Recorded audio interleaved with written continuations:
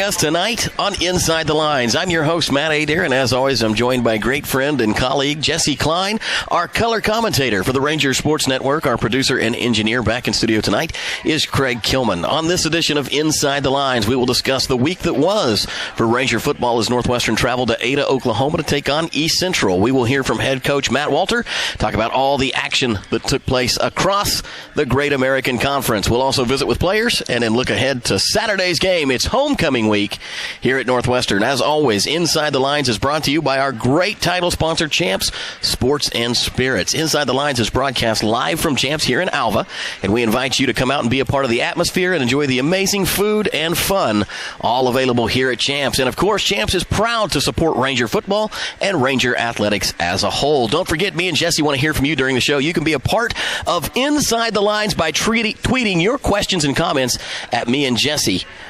You can follow Jesse on Twitter at Ride Rangers Ride, and you can find me at the Matt Adair. We're going to take an opening timeout. You're listening to Inside the Lines on the Ranger Sports Network. It's AM 1430 KALV in Alva, Oklahoma. Welcome back to Inside the Lines. I'm Matt Adair, joined in the booth tonight by my good friend Jesse Klein. The Rangers found themselves in Ada, Oklahoma to take on conference rival, the Tigers of East Central University. Our quarter-by-quarter scoring looked like this. East Central picked up 14 points in the first.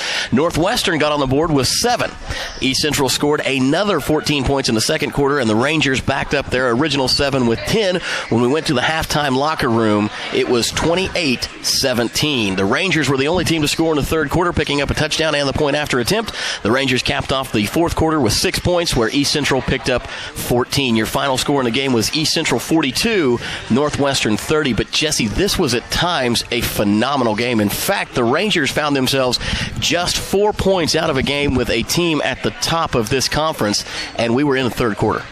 Well, and this is the second time that we've taken a team that, maybe we shouldn't. You walk into this game and you expect it might be a lot more disappointing a performance. And if you take away the first play of this game and the Henderson game, these two contests might have turned out differently. I mean, their first offensive play they score a touchdown on. Once we recover from I'm not going to say we're not ready to play. Coach is listening right now, but I'm saying that whatever it is that we can't do in the first 3 minutes of the first quarter, we just dig a hole. And you're right. This was a great game. We had every opportunity to win. And if you tell somebody, hey, we lost by 12 points and we threw 7 picks, they're not going to believe you. You're not. Well, yeah. Or they wonder how you didn't win. At the 13:50, or how you didn't lose by worse. At the 13:59 mark, ECU had their first offensive possession after the Rangers started the game with 4 and out. In that first offensive play, ECU goes 77 yards on a pass play from Rocky Moore to David Moore, and then picked up the point after attempt. It, again, was their first offensive play of the game, 77-yard touchdown. They hit one with their biggest wide receiver right over the top of Northwestern. ECU then scored again on a 20-yard pass play where Jawan Dotson got in the end zone, and they led the Rangers 14-7. Jaron Tudman picked up a 6-yard pass from Reed Miller to score a touchdown at the 5:55 mark in the first, brought the Rangers back, or put the Rangers on the scoreboard for the first time. They were trailing 14-7 at that point. In the second quarter, Northwestern's Will Hawkins hit a 19-yard field goal, cap off a 12-play, 51-yard drive. It was 14-10 East Central at that point. Jawan Dotson came back and scored again on a 39-yard pass from Rocky Moore. East Central led the Rangers 21-10 with 13:09 left to play in the first half. Northwestern hit a pass to Justin Lord, a 7-yarder from Reed Miller. It was a 6-play, 44-yard drive for a touchdown for the Rangers. At that point, they trailed 21-17 with 53 seconds left to play until halftime. Nathan Pickett scored on a 12-yard pass from Rocky Moore, and East Central went to the locker room with a 28-17 lead over the Rangers at halftime. It was Northwestern who drew first blood in the third as Justin Lord ran in a 3-yard pass from Reed Miller, kept off a 2-play, 33-yard drive, and brought the score 28-24 in favor of the Tigers. In the fourth quarter, it was East Central to score first. Trayvon Jackson ran in a 39-yard run. That capped off a 6-play, 75-yard drive. East Central led 35-24, but the Rangers weren't done yet. Arte Mura picked up an 11-yard pass from Reed Miller capped off a 10-play, 80-yard drive that took up only 3 minutes and 38 seconds. The Rangers trailed by 5 at that point, 35-30, because the point-after attempt had a bad snap, and the Rangers did not score 1 point. Now, Jesse, that wasn't the final score in the game. ECU capped off the final with an 80-yard pass from Rocky Moore to David Moore, and the final score of the game was 42-30. But if we go back to that moment in time where it was 35-30, so it would have been 35-30 in favor of East Central. The Rangers find themselves down 5. This is a great place to go ahead and bring Coach Walter in for our first question of the afternoon with the Rangers head man, Coach Matt Walter. Coach, welcome to the show. Hey, guys. How you doing? Doing great. Okay, first question out of the box, kind of a tough one. 9:06 left to play in the game. You guys are down 35-30. We just scored a touchdown. We elect to go for 1 instead of 2. What was the call there? What were you thinking at that point? Because we were all kind of assuming that we might go for 2 there, bring us within a field goal to tie, but you guys wanted to get that extra point on the board, and I'm assuming put your offense back out on the field as soon as possible. Yeah, when you're on the road, you figure you don't want to go to overtime. So, we thought if we got another stop, we were rolling pretty good offensively, that we could score again. And, that's kind of your thought. It was, 5 minutes left, and if you look at all our touchdown drives the entire year, none of them have been more than 2 minutes, I think. So, 2-3 minutes has been. I know really we had tops. the long one against Wichita. Was our longest. It was a long drive, but other than that, they've been very quick, and that's kind of how we score anyway. And heck, we're 2-minute offense the whole game, so. Really wasn't concerned with it at that point. Yeah, at that point in time, you guys were still looking at this saying, hey, we're in this game in the fourth quarter. Victory's on the line. We figured if we could get a 3-and-out, and I still had all 3 timeouts left, if I get the ball back with a chance to score, another touchdown. We're not going to kick a field goal anyway. Right. So, and quite honest with you, I wasn't real confident in how we had been, our operation at the time. Our field goal operation was shaky the whole night on our extra points. So and that was the one where it did end up biting us. We did kick the one field goal, and that was the one that was good. Every other extra point was pretty shaky. So I was like, you know what? Let's just go for it. Kick the extra point. Well, I don't remember, but one of them I was kind of lobbying for a field goal on the radio, take the points and move on, and you went for it on 4th down and actually scored a touchdown. Yeah. It made me look like but that's fine. It was a great move. But I just, at the time, I was like, points, we need points, and then you just scored. So you got points. As a true commentator, you did go ahead and eat that one on the radio. Oh, yeah. Took full credit for it. You said, that's why I'm not the coach, guys. I said get points, and he got more points. Yeah, that's what we wanted. Well, all right, Coach, so let's start out, since we've already grilled you about game strategy, I guess we'll go ahead and start with your overall take in the game. In this game, one of the stats that's going to pop out to people on everybody's mind, Reed Miller's picked off 7 times in that game. If you just see that in the stat column, you think, what was going on? But realistically, not a whole bunch of those 7 you can pin on Reed. No, one of them's my fault. It was a bad call. First down, we just got a first down. Ball was on the 15, and we tried to, quick them real quick, and it was a bad call, and put him in a bad position that he shouldn't be in. One of them wasn't an interception. It was rolling around on the ground. It was a horrible call by the refs, the officials. It was actually dropped, then kicked by another guy. Then they said it was caught by the original guy that dropped it. It was rolling around on the ground, and it rolled past the guy that spotted it. It was a horrible well, that takes decision. Miller's interception total from 7 down to 5. Hey, and get this. That was on their 2-yard line. We were going in to score. Right. And Arte did drop the ball. It went through his hands. He would have scored if he'd have caught it, but they called it an interception. On film, it's blatant. I wish we had replay, but we don't. Then he threw one that was just a really bad throw.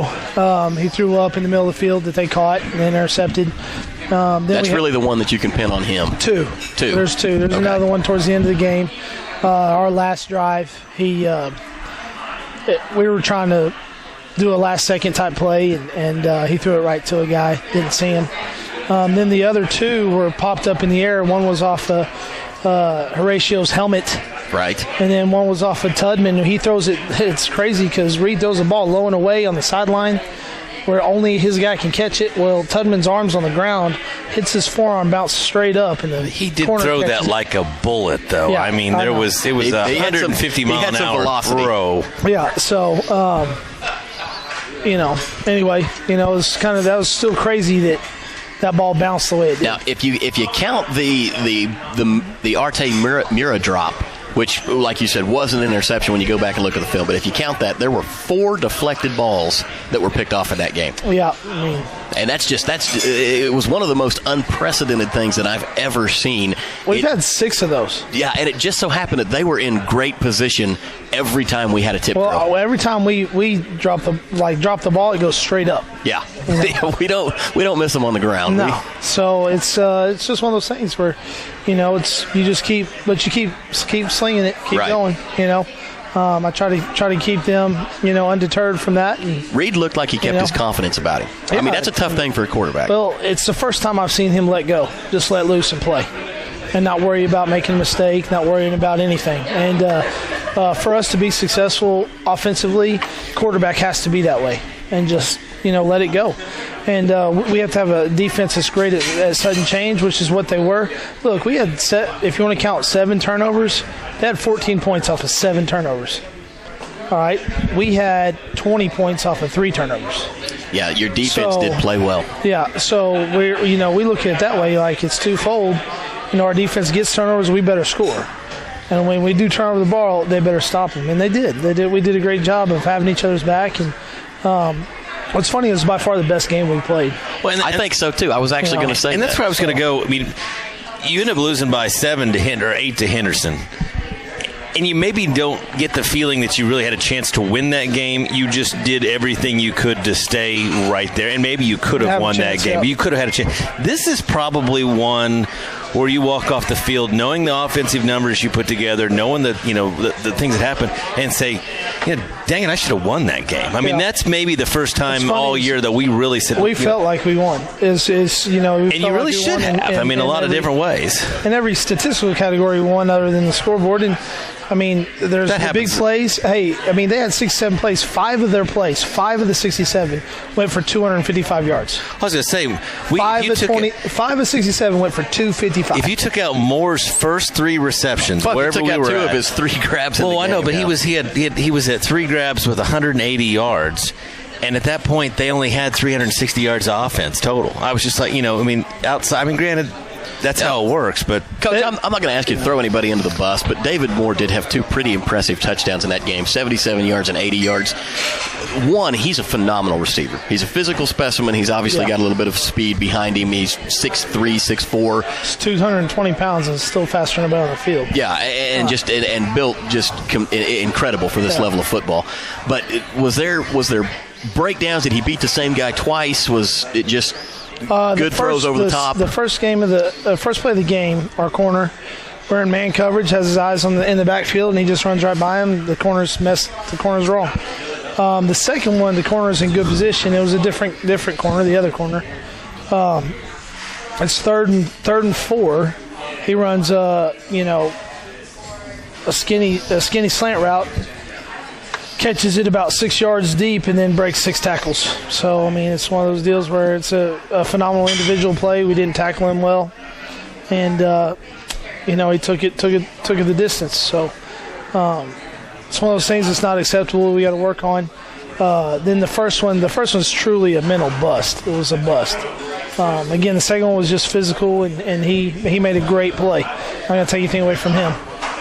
Well, you've had those on the first play of the game. We talked about it a little bit. I mean, is that something you guys tend to give up something big quick in a game? And I know you guys are ready to play when you go out there in some ways. I mean, you are the guys. You talked about it maybe that maybe we were a little bit jacked up to play Henderson or whatever that day. Southern Arc, right, and then they score. But, I mean, granted, we'd already had the ball, and we'd gone 3 and out, and that was fine. But, I mean, we still seem to dig ourselves a hole right off the bat. Is that anything that you can attribute to, or is it just, I mean? Well, I think just our kids learning that they can play with each team. This team that beat them by, bad 50 points last year. Yeah. They beat us by 50 points last year or something like that. I mean, close. Yeah, I think it was like 69-14. Yeah, it was bad. So 54 points or whatever. So I think they're just still learning that they can play with anybody.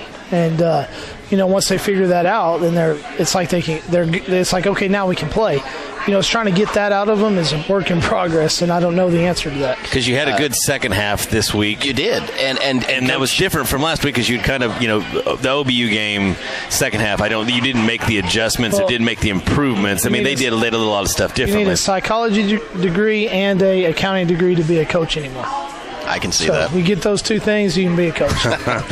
Coach, you talk about the defense, and we're giving them some love here on the show tonight, and I think it's well worth it. David Moore, who we've talked about with those 2 big catches, had only 4 catches in the game. He had 185 total yards. If you take out the 2 big plays, he had 2 catches for 27 yards. Yep. So other than him getting those 2 big ones, you took their leading wide receiver and basically made him an irrelevant factor.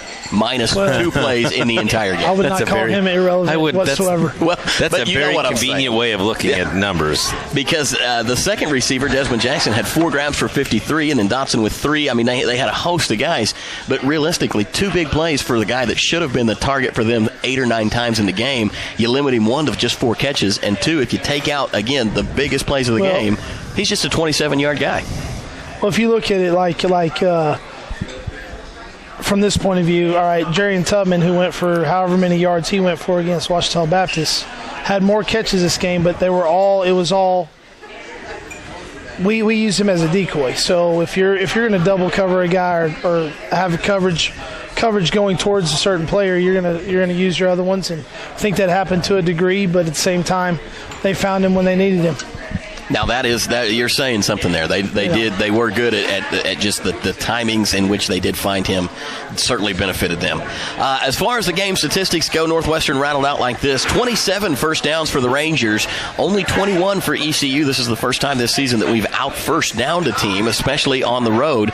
Monticello was close. I think we were behind by 1 at the end of that game in first downs. But 27-21 first downs in favor of Northwestern. Now, here's where the numbers get interesting. If you take out the rushing first downs, both teams had 7, and take out the penalty first downs, both teams had 2. Northwestern gets it done in the air. 18 first downs passing for the Rangers, just 12 for the Tigers. Net rushing yards, Northwestern again outgains the Tigers on the ground. 129 rushing yards for the Rangers, just 98 for the Tigers. Passing yards, they got us by just a little bit. 364 for Reed Miller and company, 384 for the Tigers.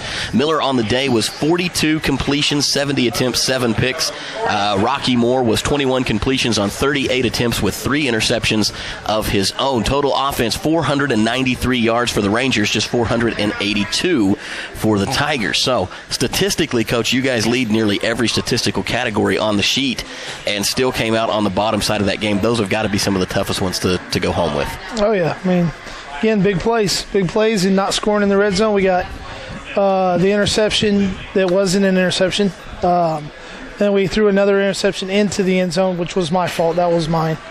And then we had stopped on 4th and 1, 4th and goal.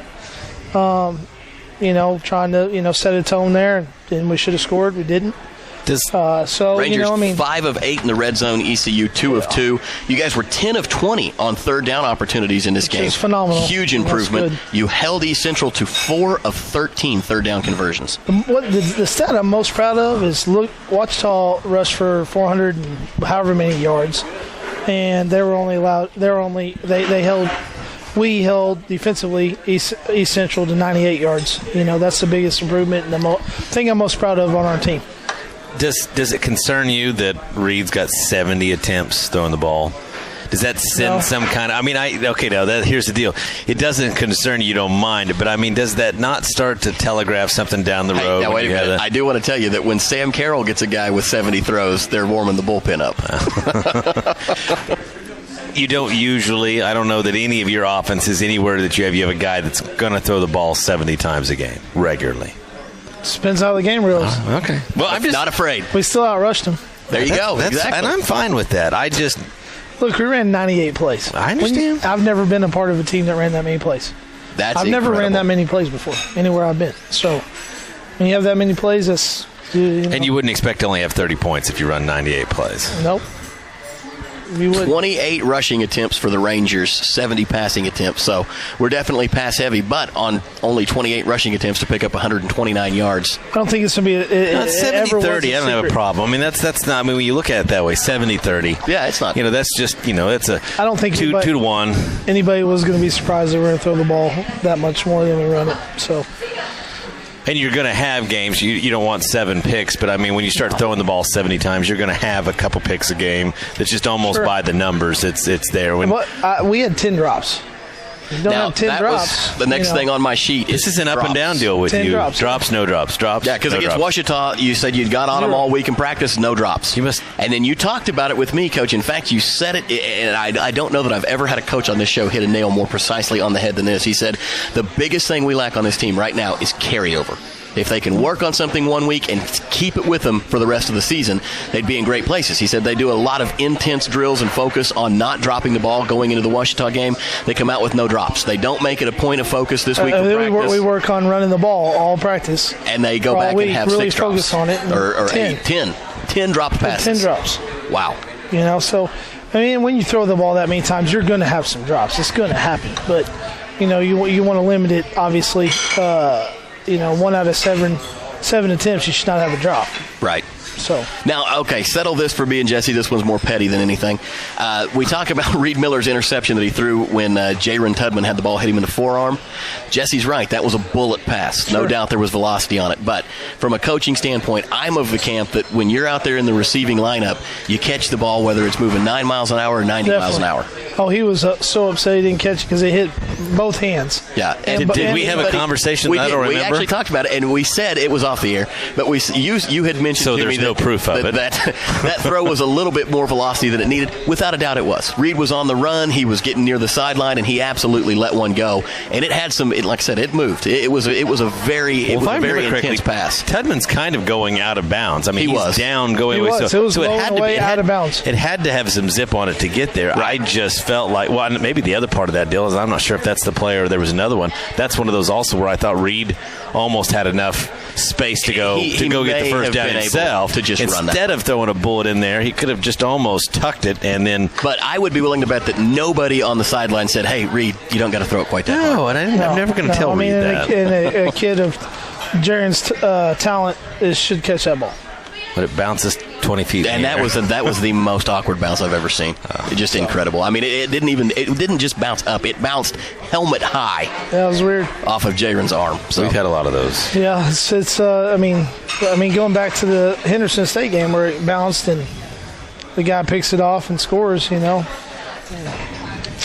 Well, Coach, part of the game. So overall, I agree with your assessment. I think you're on point. It was a great game. Your kids played exceptionally well. Found themselves in a ball game where they did have 7 interceptions and in it late with a chance to win. And I think right now, if you're not pulling down victories every week, that's at least where you want to be positioned. That you've got the opportunity. Like I said about the psychology degree, you just got to get them to believe in what they're doing, and we're focusing on every game as a season. We just try to win our season every week. And, focus on that, and it's cliche to say that, but, we really are just working on every game and understanding that we're building a foundation and trying to focus on the process, not the result every time. Coach, as far as your defense goes, we'll give some love out. Devin Payton finishes with double-digit tackles again. He's on a string. I think last week he only had 9, but in the 3 games before that, he's had double digits. 10 total tackles for him, half of a tackle for a loss. 7 total tackles for Joby St. Fleur, who I thought played well this game. He had 2 tackles for loss. One of them was a 13-yard loss, and he recorded a sack in the game. Jacoby Beasley also records a sack in this game, and Eric Cook steps up for the first time in the top 3. He's got 7 tackles to end that game. Good tackling this week, I thought. Yeah, better. They had 4 missed tackles on the Trayvon Jackson run, and on the David Moore catch, they had 6 missed tackles. So, we focus on that a lot this week.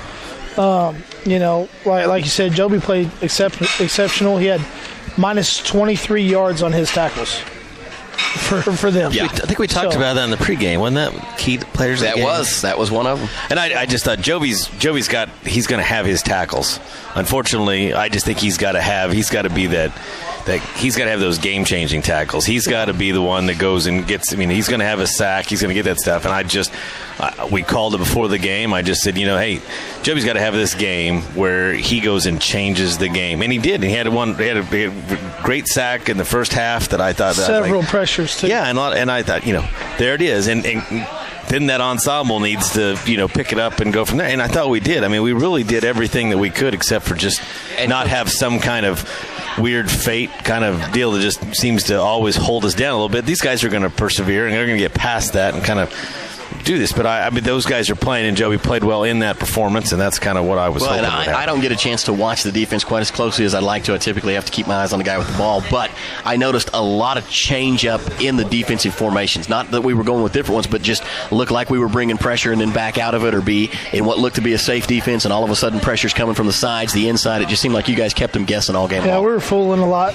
and we only brought 10 pressures out of 67 plays, so that's not a lot. That's pretty low percentage. No, but when you weren't pressuring on a blitz, your linemen seemed to be getting through. We were getting quarterback pressures and against a very highly regarded offensive line with some NFL-type prospects up there, and our guys did a great job getting pressure. So. Well, and those running backs, they didn't have a great day. I mean, there was somebody in their face or on their heels every play. They had 2 big runs by the Trayvon Jackson kid. He had 2 and that was really late in the game. So other than that, it was, All right. Well, Coach, sounds like you're at least somewhat pleased with the performance. We look forward to having you back for the fourth quarter to talk about the game against Southeastern coming up this Saturday. We thank you for your time. We're going to hit our first break and be back to talk about the action across the Great American Conference right here on Inside the Lines on AM 1430 KALV. Welcome back to Inside the Lines. I'm Matt Adair, joined by my great color commentator, Jesse Klein, as we talk about the action that took place across the Great American Conference this week in football. We'll start with our Great American Conference co-offensive players of the week. Taking home honors this week were Jaquan Cole, the Henderson State running back. Cole rushed for a school record 245 yards on just 27 carries against the Wonder Boys of Arkansas Tech. And not co-offensive player. He was the single offensive player of the week. The GAC defensive player of the week this week was Bryden Peitzer of Oklahoma Baptist University, a linebacker and a senior out of Edmond, Oklahoma. Peitzer recorded a pair of sacks and an interception as Oklahoma Baptist earned its first NCAA win in a 56-28 home victory against Arkansas Monticello. The GAC special teams player of the week was Joel Carlos out of Southeastern Oklahoma State. He is their kicker and punter. He is a freshman. Carlos scored 6 of the Savage Storm's 8 points in a shutout win against Southwestern Oklahoma State as he converted on field goals of 24 and 30 yards. As the punter, he pinned Southwestern inside the 10 3 times. Twice, those finished inside the 5, and he averaged 42.2 yards on his 5 punts with a long of 57. So a little love for a punter there in the Great American Conference Player of the Week. Let's take a look at the results from the Great American Conference this week. In our first matchup, Harding and Ouachita do Baptist in Arkadelphia, Arkansas. Ouachita comes out on top of Harding 26-21, which continues to add shakeup to the conference because Harding now sets with a loss in conference to Ouachita Baptist, who refuses to go out quietly. Oklahoma Baptist gets a win 56-28 over Arkansas Monticello. That was in Shawnee, Oklahoma. Henderson State wins at home 17-7 against Arkansas Tech. Southeastern gets a victory 8-0 against Southwestern, and we know that there were 2 field goals scored in that game and a safety, and Southwestern unable to score for the second week in a row. Southeastern, 2 weeks in a row they've been blanked. Now that game took place in Durant. Southern Arkansas wins 55-20 over Southern Nazarene in Bethany, and the Southern Nazarene losing streak extends by 1 game. And East Central, of course, gets a victory 42-30 over the Rangers in Ada. So what does that do to the conference standings? As of right now, Arkansas Tech, East Central, Harding, Henderson State, and Ouachita Baptist are the top teams in conference. All of those teams with a record of 4-1. Southeastern, Southern Arkansas are next in line with 3-2 records. Southwestern has a 2-3 record. They sit alone in the next spot. And then Northwestern at 1-4, all alone in their spot. Oklahoma Baptist has moved up to 1-4. Now 2 1-4 teams in the conference, Northwestern and Oklahoma Baptist. That game looking to be a good little conference matchup. And then finally, the teams winless this season so far, Arkansas Monticello 0-5 and Southern Nazarene also 0-5 in conference play. The question is, does that change the top 25 any, Jesse, with 5 4-1 teams in the GAC now? Well, there were plenty of changes in the top 25 this week, but not a lot involving the GAC conference. Now we have 2 teams, again, both the Ouachita Baptist and Harding are right there at the 19 and 22 spot, respectively, both with records of 4-1 because of their losses, Harding to each other. this week. But top 5 even had some movement. Minnesota State's still the number 1 team in the nation, pretty much unanimous. 2, 3, 4, and 5 all moved around a little bit. That's West Georgia, Ferris State, Sioux Falls, and Northwest Missouri.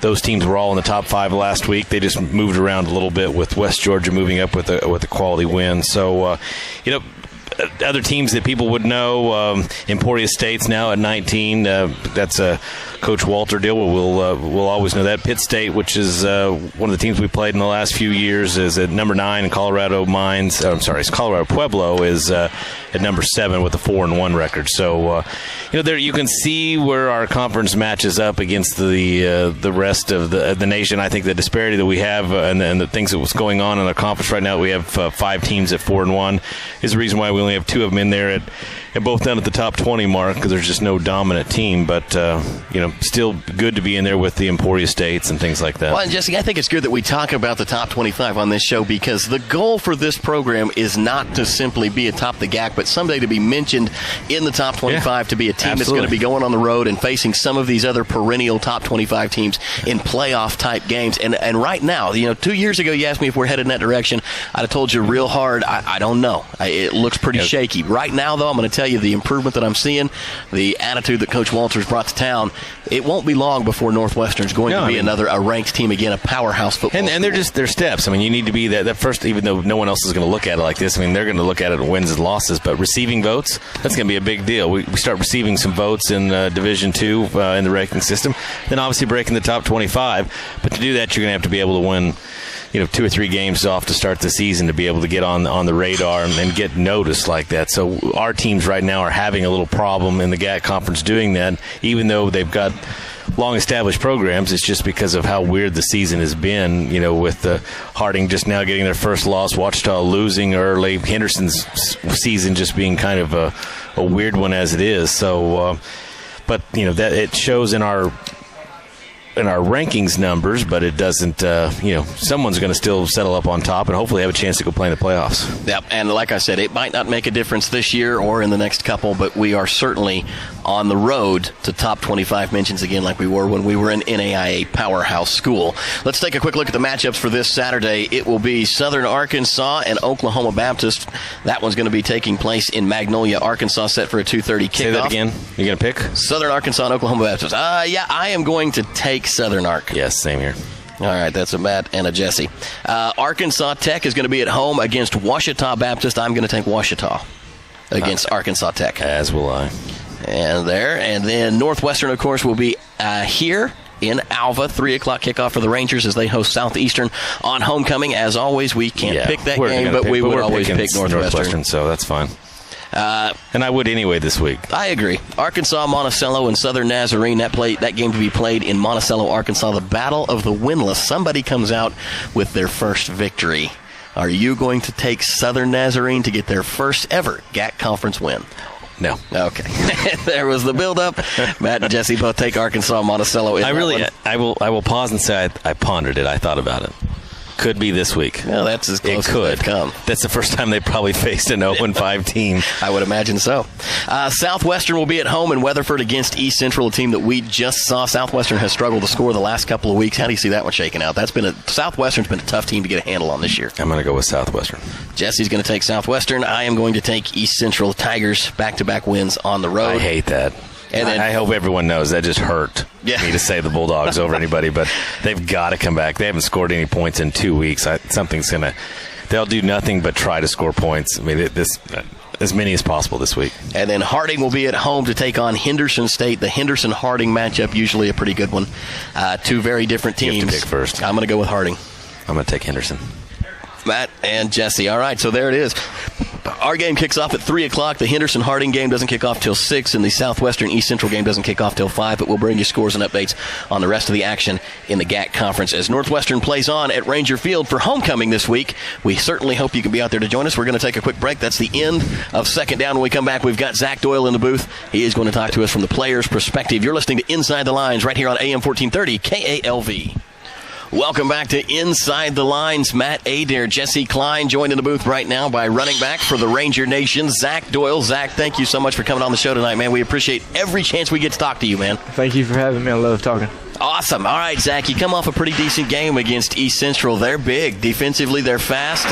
They've got a real reputation for being somewhat run stoppers. Not many teams have had much success against them. You run the ball 9 times against them, picked up 60 yards. It was tough sledding out there, but Zach, you're a fighter, and you looked good in this game. How'd you feel about it? I felt good. First time all year I've seen the O-line really moving together and working good, so they made it easy for me. Got to give a lot of credit to them. They kind of figured out the run schemes. First year in the offense, it all takes time, and you have to go against live people to figure out the steps and the footwork on it. I feel like they're kind of getting a handle on it now, so it turned out pretty good. Well, good. This was one of those games, Zach, where we actually got to see you get loose a couple of times. I mean, made some corners, found some room in the inside most of the time, at least up to this point. 22 was the long, I think, for the day. Yeah, we've been watching you take the ball and immediately have to dodge somebody in the backfield and get hit again at the line of scrimmage. But do you feel like it was a little bit more open? I guess you said so with the O-line figuring things out, but could you note that during the game, or was it till you watched it on film that you really saw it? I knew right during the game. Like, first time I actually seen some holes I could squeeze through and maybe get up to the second level.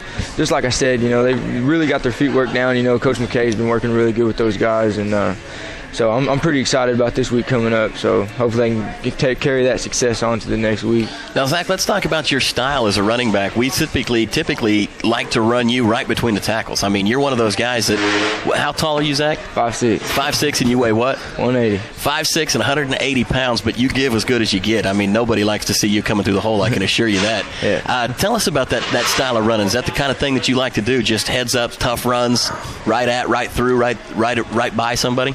Yeah, I feel like the best way to run the ball is just right at them. I mean, inside zone has always been a good play for me. And like I said, we got the other running backs, and they got the wheels, so I'll kind of let them do the outside stuff and just take the heat off them, and I'll pound it in there. Not as much finesse with you? No.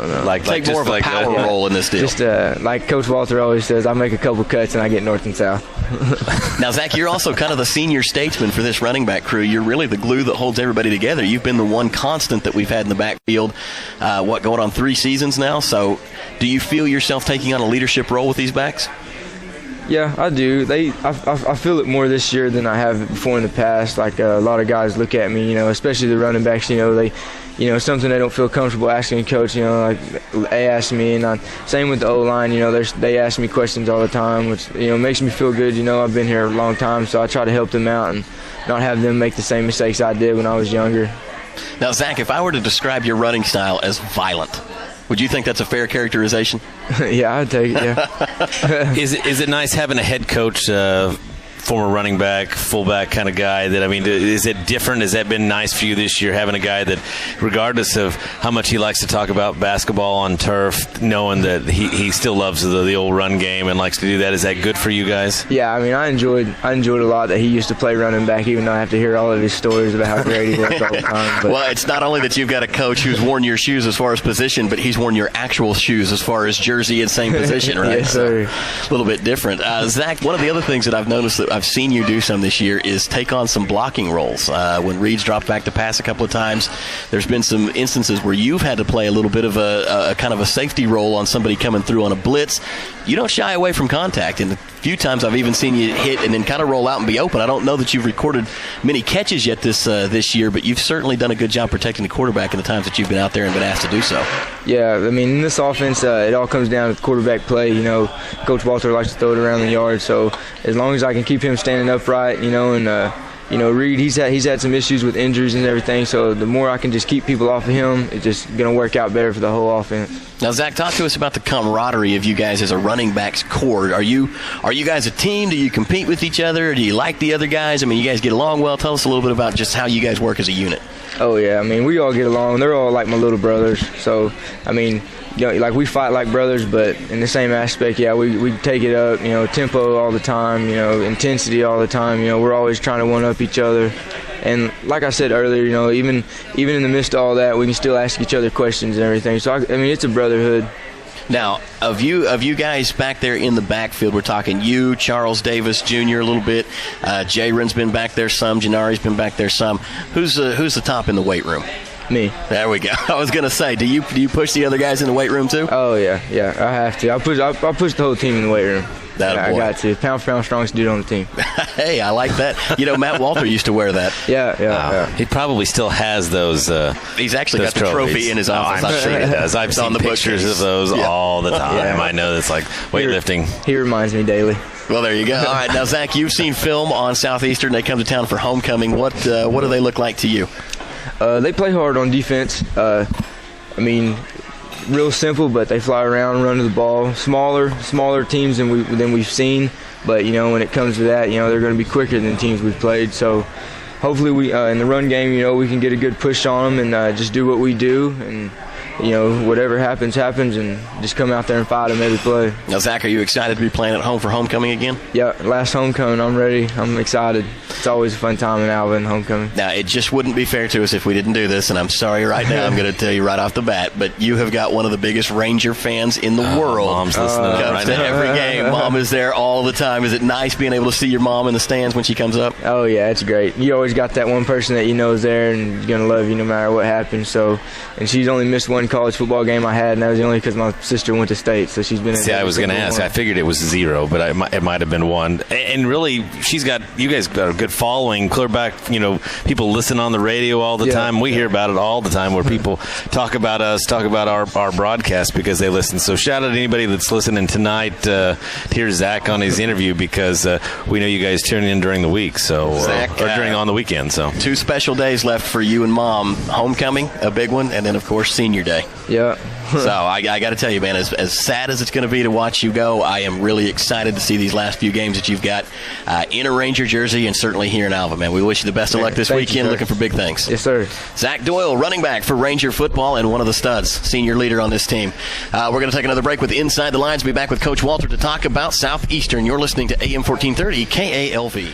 Welcome back to Inside the Lines. I'm Matt Adair, joined by Jesse Klein, and of course for Fourth Down, the head coach for Ranger football, Coach Matt Walter. We welcome Southeastern Oklahoma State University out of Durant to Alva, Oklahoma for homecoming this year.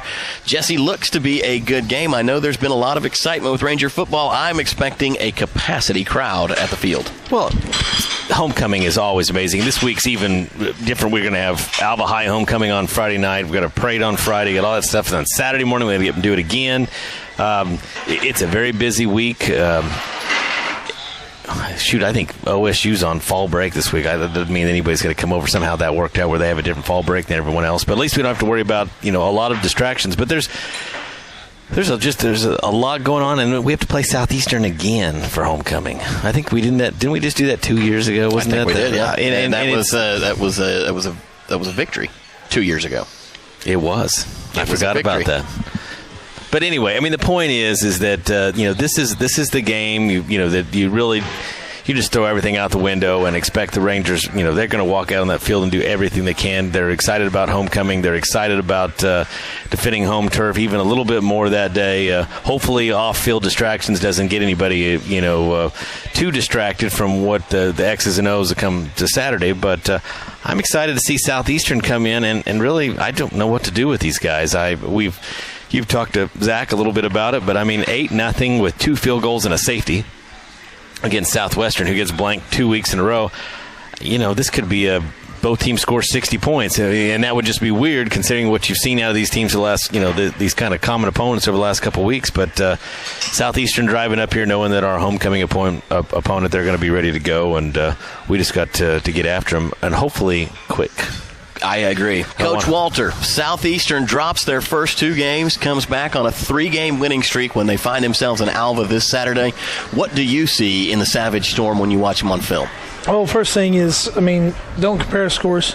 I know. That's fair. League, there's too many different offenses, defenses, and way people play. Matchups are a lot about it, and then the injuries obviously are factors too. So, we make it a habit not to look at. All right. That being said, so tell me what was this last game for them? You watched the film. What happened at Southeastern or Southwestern? Well, Southwestern. It sounds like a boring game. It does. I wouldn't like it. You'd have to. Oh man. Well, Southwestern was without a couple starters that had gotten suspended or something. I don't know. Anyway, they were missing some guys, and that hurts them. Southeastern, they kind of, I don't know, it was weird. They almost played disinterested in the game, which happens to kids. I mean, these kids, that's why, they're young, and sometimes it's hard for them to get up for certain guys. I guess you get involved in a game where there's no natural spark inside of it, and it just continues that way, and you all just kind of like, we're just going through the motions. That happens, and you see it every Saturday, and you see it at the highest level too. At times, but they're a very dangerous opponent. I mean, they're fast. They got great team speed, and they present a lot of problems offensively because they have a great running game. And I don't know why. It's kind of weird how the reasons they didn't put up more points. They should have. It just didn't happen for them. Their offensive or their quarterback is a dual threat guy, transferred from a Division I school, and he has a lot of talent, and they could get on a roll at times, and then other times it's kind of like us. I mean, there's times where we just get on a roll and it's a rhythm, and then there's times where we get out of rhythm and it kind of just you don't get back in the rhythm, and it's kind of weird if you're not a big team that can just pound at you like a Ouachita Baptist or a Harding. They can just constantly pound at you, and you're more of a rhythm and passing type offense like they are and we are. Sometimes you get in these lulls, and I think that's what's happened to them at times. But at other times when they get in a rhythm, they're dangerous. And scoring bunches, and I've seen them do it. So, Coach, you talk about their quarterback, young man by the name of Ryan Polite. Mm-hmm. He goes 6'2", 215 pounds. He's a big guy, but he can move. Yeah, he's a great player. Dual threat guy, can run well. I mean, they run a lot of zone read, and they're very similar to us on offense, and they can do a lot of the same things. So our defense, they run a lot of screen game. They run a lot of trying to get their athletes the ball in space quick. And like I said, they got two running backs that are very dangerous, very scary, and they utilize them pretty well. I was going to tell you, Coach, as I look at these guys on paper, it really comes down to really offensively, for statistics anyways, 8 guys. Ryan Polite obviously being one of them. They'll run 3 different guys at tailbacks at time, but there are two guys that get the majority of their carries, a third one you'll see on occasion, and then 4 wide receivers who have been the main targets this year, and that's basically how they have moved the ball and managed to run off 3 in a row. Right. Fairly balanced attack. They lean a little bit more toward the pass. It's almost more of a 60-40 split than a 70-30 split, but they can hit you in a lot of different ways. Mm-hmm. So game planning for them defensively, what do you go in with the mindset of? Just be ready for what's ever thrown at you? Or well, first you want to play very, very, assignment sound football, especially when they do their option stuff, and which they'll do, and make sure that you have your gap sound in your run defense, and then make sure your eyes are right in the secondary and start with that, and bring pressure when at times it's needed, and try to keep them off balance. Now, defensively, they look to be a little bit of a smaller team as far as just physical stature for some of the GAC conference opponents that we play, especially the Arkansas teams, but they're pretty quick. Yeah, they got great team speed, and they're a little bit smaller as far as if you just look at their height and weight, but a lot of times you can get over that with your quickness and speed, and they do that very well. So Zach Doyle mentioned to us that this was really kind of the first week that he's been in the backfield where he's really seen the O-line feel like they were clicking, getting things together. Do you have more confidence in the O-line coming out this week based on their performance from last week? Yeah, definitely. We struggled the first 4 games really, really bad up front running the ball. Their pass protections were pretty good, but just the communication and the working together up front in the run game wasn't clicking, and they're finally starting to get a rhythm, and we're playing a lot of guys up front. We're playing basically 10 guys. We're rotating offensive line, and I think that's helping them stay fresher, which we were struggling with the first 3 weeks anyway when we weren't doing that, and I think that's been a big move for us. It's helped. Coach, how does our O-line measure up across the board on the GAC? I know that we don't have quite the height that some have, but we've got some pretty good-sized guys out there. Are we middle of the pack? Are we a heavy O-line, a little bit light? How would you kind of classify us? Too heavy. Yeah, we're too heavy. All right, so now you've got your heavy O-line against their D-line, which, again, just a little bit smaller than the average in the Great American Conference. Do you see that as something that we can wear down on them? Yeah, I mean, we'll see how the game goes as far as that. I mean, we're not going to be a team. We don't have fullbacks hit pound. We're going to line up the eye and run power at them every play. We don't do that. Fullbacks, who likes those guys anyway? Right. What do they ever amount to? Nothing. So we, I mean, we're not gonna hang our hat on that, but obviously, we're gonna run when it's there and when we think we need to.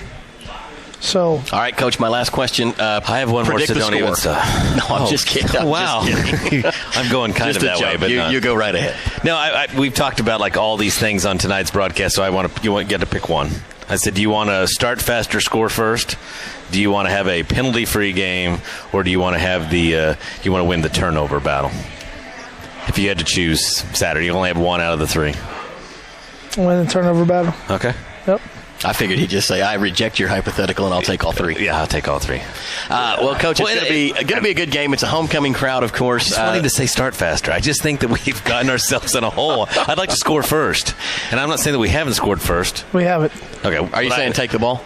Well, no, it's not even so much that we did. You did take the ball the last two games. Yeah. So, I just think that I just want a team to not score. I'm always excited when we win the toss. Stop defer. That's the way I was always played. I just like that.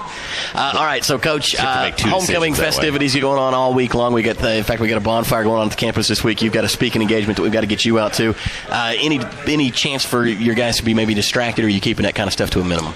Well, I mean, as a player here, I know what happens during homecoming week. There's a lot of things going on, more so than a lot of the other places I've been. There's something every night here, and that's a great thing for the students. But for the football players, we try to keep them focused, and try to let them have a little bit of the student life as well. So, yeah, I mean, there's some concern there as a coach, but at the same time, I know that they know that there's a reason for this, and it's to watch the game. And hopefully they take that to heart. But again, I try to focus on the fact that it's another game. It's at home. Yes, it's homecoming, but we're gonna approach it as another game and play hard. All right, Coach. Last thing we always kind of end up with is an injury report on the team. From what I'm hearing, everybody seems to be feeling good, looking good. Yeah, we had a few ankles in the game, but they're good now. It was just one of those deals, and everybody played out the game. So, we lost Jason Malai in the Ouachita Baptist game, and he should be close to coming back come game time, and he'll be a game time decision. But if we could have him back as our three, there in the interior D-line, that'll help a lot. Fantastic. I did notice Theo Williams back on the field last week. Oh, yeah. So. Yeah, he played well, too. So awesome. All right. Well, Jesse, it's going to be a 3 o'clock kickoff, which is a 2 o'clock pregame start for us. A lot of things going on with the homecoming festivities. We certainly look forward to joining everybody on air. Your final thoughts for tonight with the coach? Just a busy week. Go out and enjoy everything that goes on with homecoming here. I mean, that's one of the best things that we have here in Alva is to do that. You also got a great opportunity to see Coach Sweat and his team on Friday night. High school homecoming, Northwestern homecoming. If you're in town and not enjoying one of these two ball games or one of these two parades or any of these festivities and Miss Cinderella and whatever else is going on all this week, you're just a recluse. Missing out. You're just a recluse if that's the case. You might as well get out and enjoy some of this. And weather looks like it's supposed to be fairly, nice and accommodable. It looked like there was a chance for maybe rain this weekend. I don't know. But anyway, that changed things a little bit. But no, it's turf. What do we care? Weather affects both teams the same way. Yeah. Oh, God. You guys, I swear. I can't say anything. It's like, don't talk about score. Don't talk about weather. It affects everyone the same way. It's like, no, it doesn't. That's true in every game except for one with Keith Bearfield. Oh, stop it. That's what happened. We're not talking about Panhandle Coach, ever again. Hey, best of luck to you this Saturday. Look forward to talking to you pregame.